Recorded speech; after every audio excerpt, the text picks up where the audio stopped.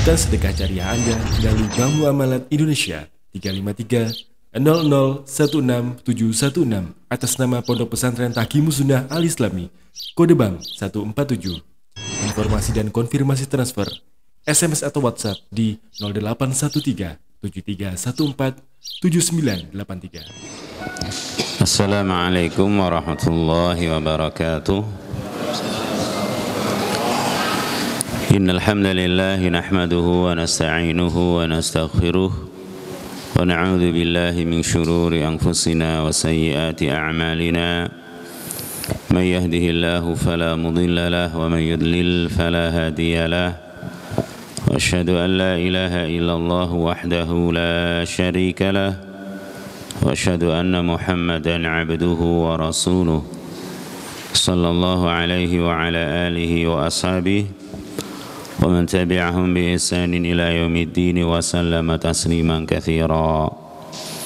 Usi nafsi wa iyyakum bi taqwallah. Qala Allah ta'ala: ya ayyuhalladzina amanu taqullaha haqqa tuqatih wa la tamutunna illa wa antum muslimun.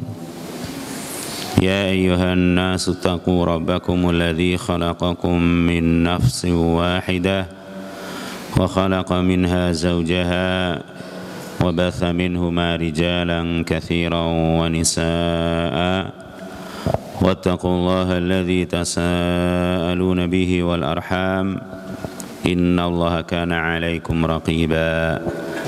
Ya ayyuhalladzina amanu taqullaha wa qulu qawlan sadida yuslih lakum a'malakum wa yaghfir lakum dhunubakum wa man yuti'illaha wa rasulahu faqad faza fawzan 'azima.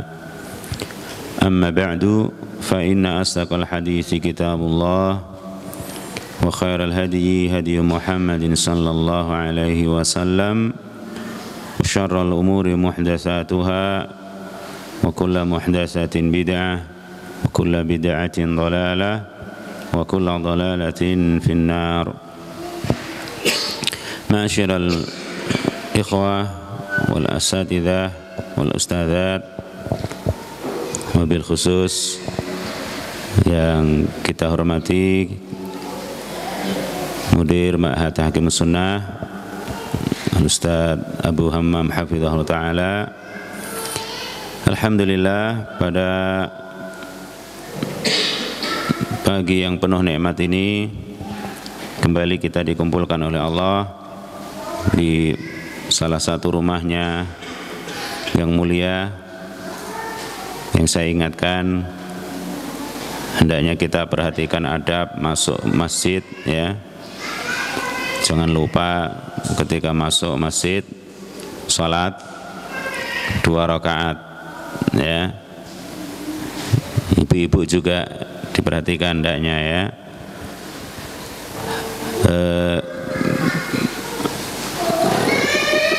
Hadirin wal hadirat rahimakumullah.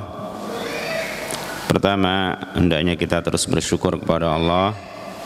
Yang diantara syukur kita adalah seperti apa yang disabdakan Nabi sallallahu alaihi wasallam, man asbaha minkum aminan fi sirbihi mu'afan fi jasadihi indahu qutu yaumihi faka'annama hizat lahud dunya.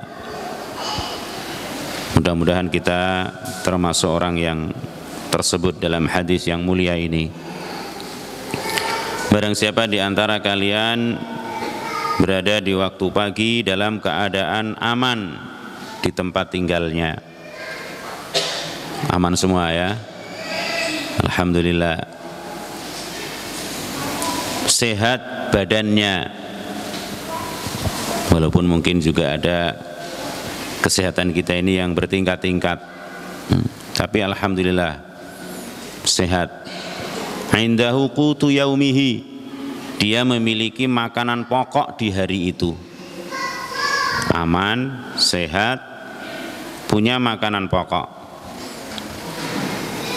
Semua sudah makan, ya, apakah sarapan atau makan sahur? Alhamdulillah, semuanya masih punya makanan pokok. Ya, siapa yang memiliki 3 hal ini ya, aman, kemudian badannya sehat dan punya makanan pokok, faka'anna mahizat lahud dunya, maka seolah-olah dunia itu dikumpulkan semua padanya, terkumpul pada diri kita. Sudah, itu yang kita butuhkan. Maka insya Allah 3 hal itu ada pada kita, maka pandai-pandailah kita bersyukur. La in syakartum la azidannakum wa la in kafartum inna azabi lasyadid. Ayyuhal hadur rahimakumullah, pada kesempatan ini saya ingin menyampaikan bab pentingnya sifat amanah dan bahaya sifat khianah. Menjadi orang yang amanah dan ikhlas dalam beramal dan bekerja itu sangat mulia, sangat mulia. Namun tentu perjuangan atau butuh perjuangan yang ekstra ya untuk meraih kemuliaan itu.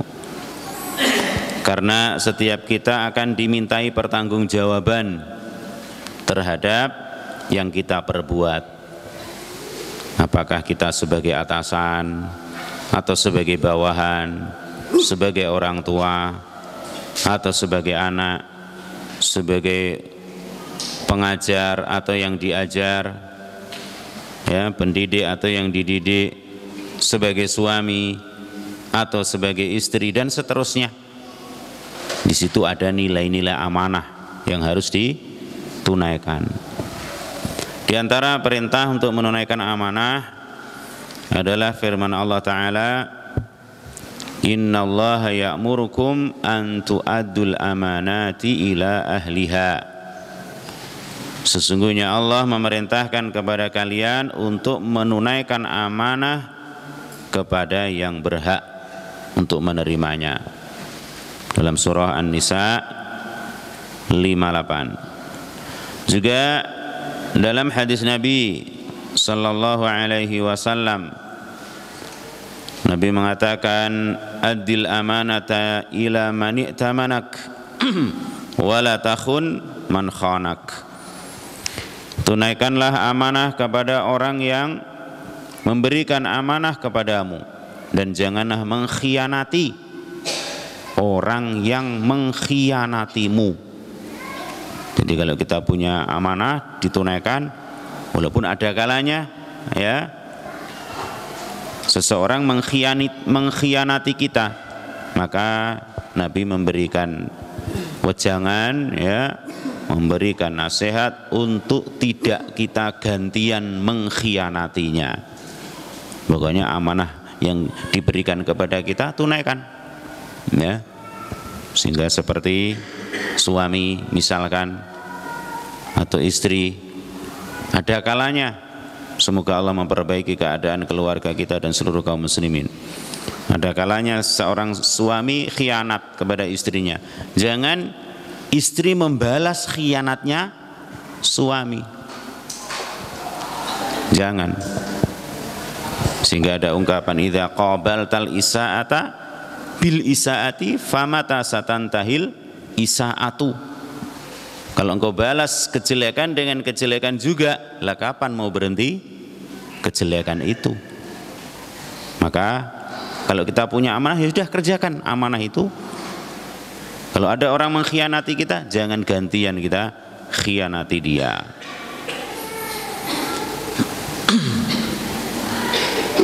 Kemudian juga hadis dari Nabi SAW, la tu'addunnal huquqa ila ahliha yaumal qiyamah hatta yuqada lisyati al-jalha minasyati al-qarna.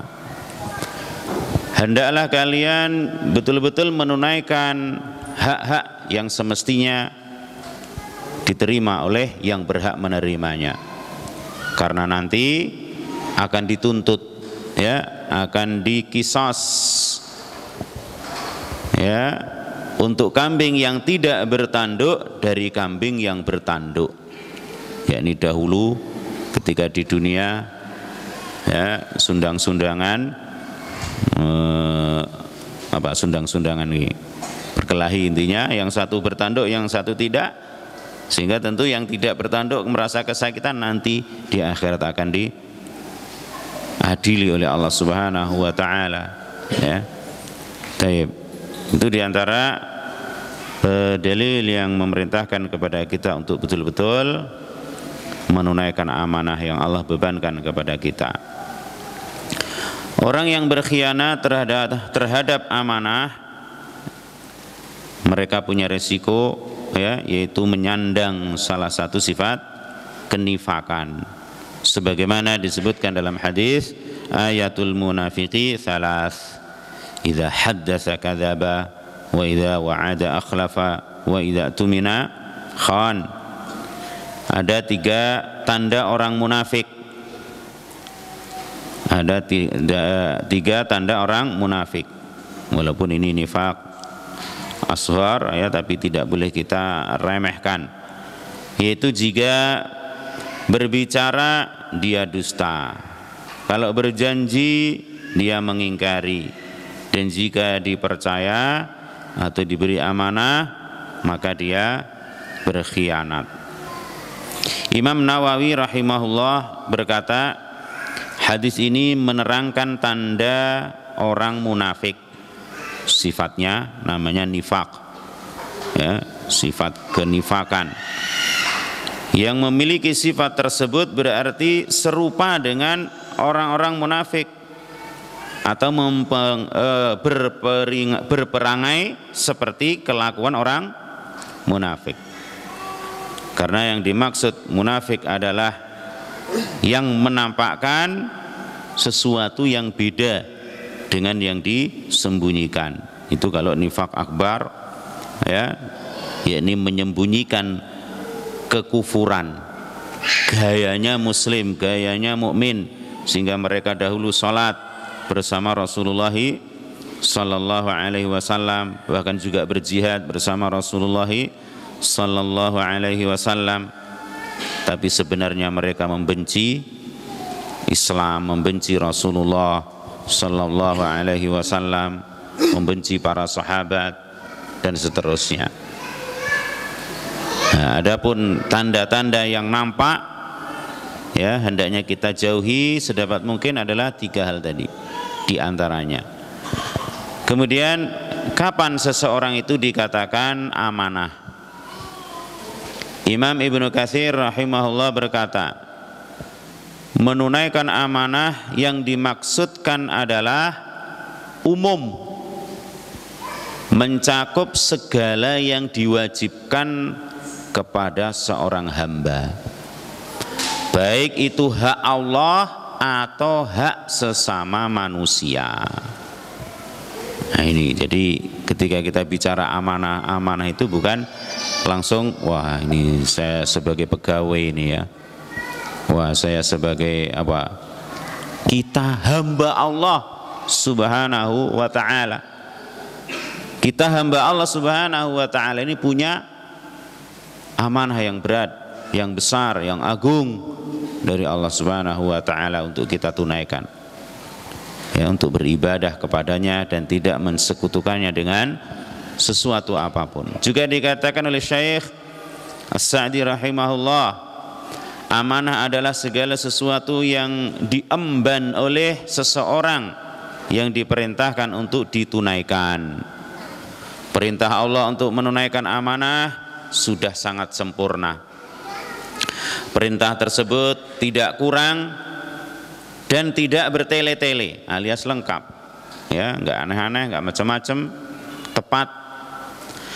Termasuk dalam memegang amanah adalah dalam hal kekuasaan dan harta, juga menjaga rahasia.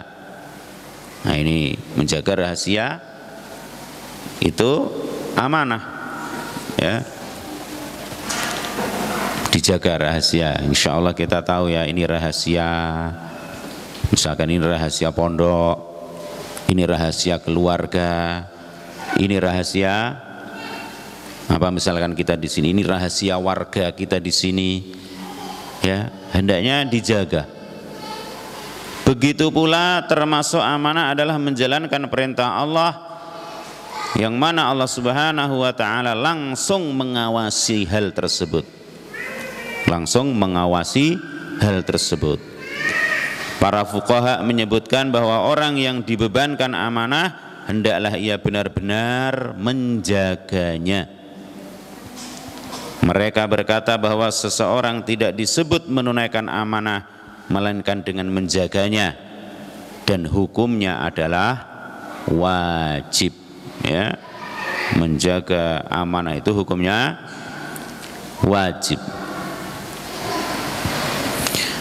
Penjelasan dua ulama di atas, yaitu Ibnu Katsir dan Sa'di rahimahumullah jami'an, itu menjelaskan bahwa amanah itu ada secara garis besar ada dua, yaitu amanah yang Allah bebankan kepada kita dan amanah yang berkaitan dengan sesama manusia, ya. Kita sebagai apapun tadi, ya, seperti di awal, ada kalanya kita sebagai anak, kita sebagai suami, sebagai istri, sebagai pegawai, sebagai santri, misalnya kita punya amanah. Adapun secara khusus karena liqa kita ini, pertemuan kita ini al-liqa'ul maftuh, pertemuan kita ini diantaranya adalah tentang kepegawaian ini, ya. Bagaimana pegawai yang amanah itu?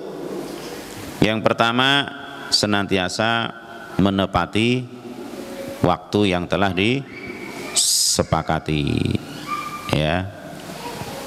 Walaupun seperti misalkan nasallallahu salamah wal afiyah, di beberapa tempat kerja, ya, ada orang yang atau ada atasan yang menunda-nunda gaji misalnya.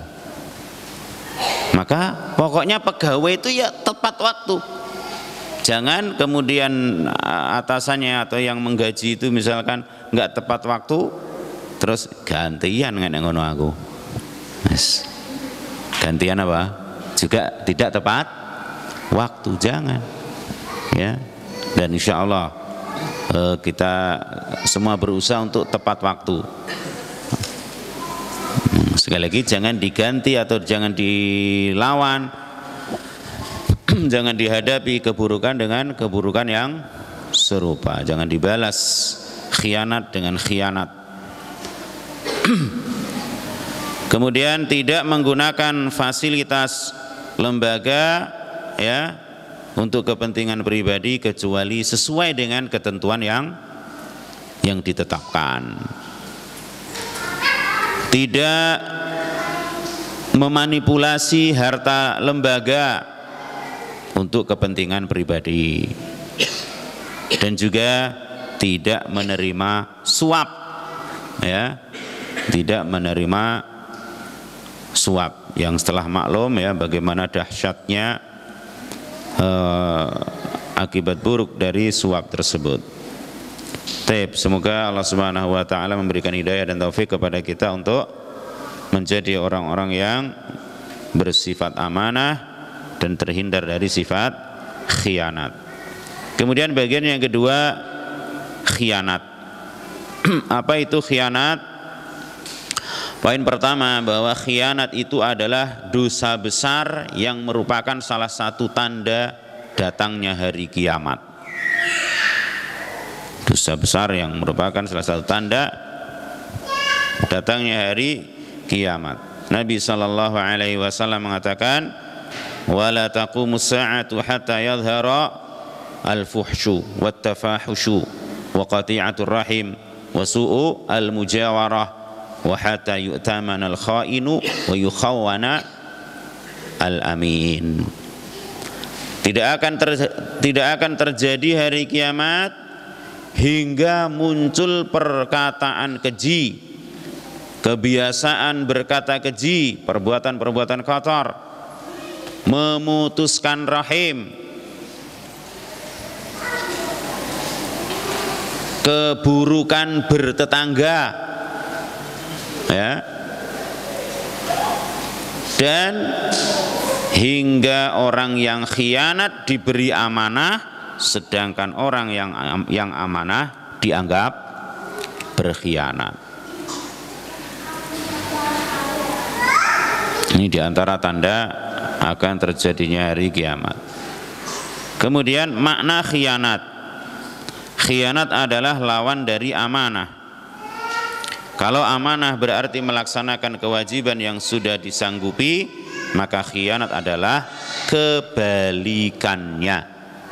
Apa berarti? Yaitu berlaku curang atau mengurangi atau bahkan membatalkan perjanjiannya atau meninggalkan kewajibannya. Ini khianat. Sebagaimana dikatakan oleh Imam Al-Munawi rahimahullah, beliau berkata khianat adalah menyia-nyiakan amanah. Ada yang mengatakan khianat adalah menyelisihi kebenaran dengan membatalkan perjanjian secara rahasia. Nah, dengan membatalkan perjanjian secara rahasia, berarti nggak tahu yang pihak lainnya nggak tahu kalau dia mengingkari dan menyelisih atau membatalkan perjanjian. Imam Al-Qurtubi rahimahullah, beliau mengatakan khianat adalah curang dan menyembunyikan sesuatu. Apa hukum khianat? Para ulama telah memasukkan perbuatan khianat ke dalam daftar dosa-dosa besar. Seperti Imam Az-Zahabi rahimahullah, beliau memasukkan perbuatan khianat ke dalam dosa-dosa besar dalam kitabnya Al-Kabair. Ya, walaupun tentunya khianat itu juga bertingkat-tingkat, tapi intinya dia masuk ke dalam dosa besar. Beliau berkata, khianat merupakan perbuatan keji dalam segala sesuatu, tetapi sebagiannya lebih buruk dari yang lainnya. Orang yang berkhianat kepadamu, orang yang berkhianat kepadamu dalam hal uang atau harta, tidak seperti orang yang berkhianat kepadamu dalam keluargamu, dan juga dalam melakukan perbuatan-perbuatan dosa yang besar. Nah, intinya berbeda-beda atau bertingkat-tingkat.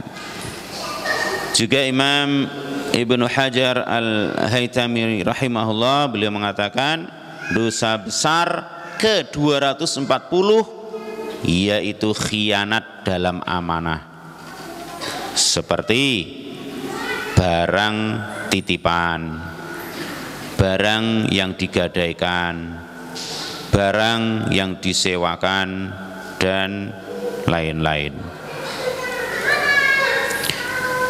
Jemaah rahimakumullah, berikutnya bahaya-bahaya khianat. Yang pertama, khianat adalah salah satu sifat orang munafik, sebagaimana dalam hadis yang di awal, dan hadis itu masyhur. Ya, ini sering kita dengar, ya. Maka hendaknya betul-betul kita berhati-hati. Yang kedua, orang yang khianat dihukumi tidak memiliki iman. Masya Allah. Seperti hadis dari Anas bin Malik, qal ma khatabana Nabiyullah sallallahu alaihi wasallam illa qal la imana liman la amanata lahu wala dina liman la ahda lahu. Dari Anas bin Malik radhiyallahu anhu, beliau berkata, Nabiullah sallallahu alaihi wasallam tidaklah berkhutbah kepada kami, melainkan beliau sallallahu alaihi wasallam bersabda, tidak ada iman bagi orang yang tidak memiliki sifat amanah, dan tidak ada agama bagi orang yang tidak menepati janjinya.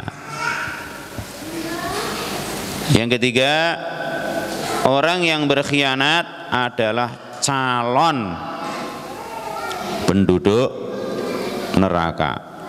Ya. Ketika Nabi SAW menjelaskan tentang calon-calon penghuni neraka, di antaranya beliau mengatakan wal khain alladzi la yakhfa lahu tama'un wa in taqa illa khanahu. Ya, di antara calon penghuni neraka itu adalah al khain, orang yang berkhianat atau pengkhianat, orang yang tidak samar sifat tamaknya, walaupun sesuatu yang kecil dia selalu berbuat khianat. Nasallallahu salama wal afiyah. Hadis riwayat Muslim. Kemudian macam-macam khianat, sebagaimana di awal sudah disebutkan. Ya, khianat bisa berkaitan dengan hak Allah Azza wa Jalla. Nomor satu tentunya ya, jangan sampai kita berkhianat kepada Allah. Karena sesungguhnya menjalankan kewajiban-kewajiban agama merupakan amanah bagi semua hamba Allah Azza wa Jalla. Sebagaimana Allah mengatakan, Inna aradna al-amanata ala samawati wal ardi wal jibali fa abaina an yahmilnaha wa ashfaqna minha wa hamalaha al-insan innahu kana zaluman jahula. Sesungguhnya kami telah mengemukakan amanah kepada langit, bumi dan gunung-gunung, namun semuanya enggan untuk memikul amanah itu dan semuanya khawatir akan mengkhianatinya. Dan dipikullah amanah itu oleh manusia, sesungguhnya manusia itu amat zalim dan amat bodoh. Al-Ahzab 33, Al-Ahzab 72. Syekh As-Sa'di rahimahullah berkata, Allah Subhanahu wa taala mengagungkan urusan amanah yang Allah Subhanahu wa taala wajibkan amanah itu kepada para mukallaf. Siapa mukallaf? Orang yang terkena beban syariat ini. Orang yang berakal sehat, sudah baligh ya. Amanah itu adalah melaksanakan perintah-perintah dan menjauhi larangan-larangan dalam keadaan rahasia dan tersembunyi, seperti keadaan dia ketika terang-terangan.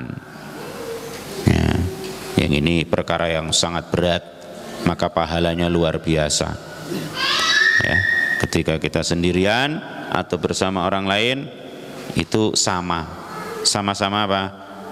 Jangan sama-sama jeleknya, ya. Enggak duwe isin. Tapi apa? Sama-sama baiknya. Ketika sendirian baik, ketika bersama orang juga baik. Ya. Jangan dipelintir ya. Saya enggak mau bersifat munafik. Sehingga sendirian atau bersama orang ya kayak gini ini keadaan saya, yaitu berbuat jelek terus. Ya. Ini ngece. Ya. Tapi hendaknya bersama orang baik, bersendirian juga baik.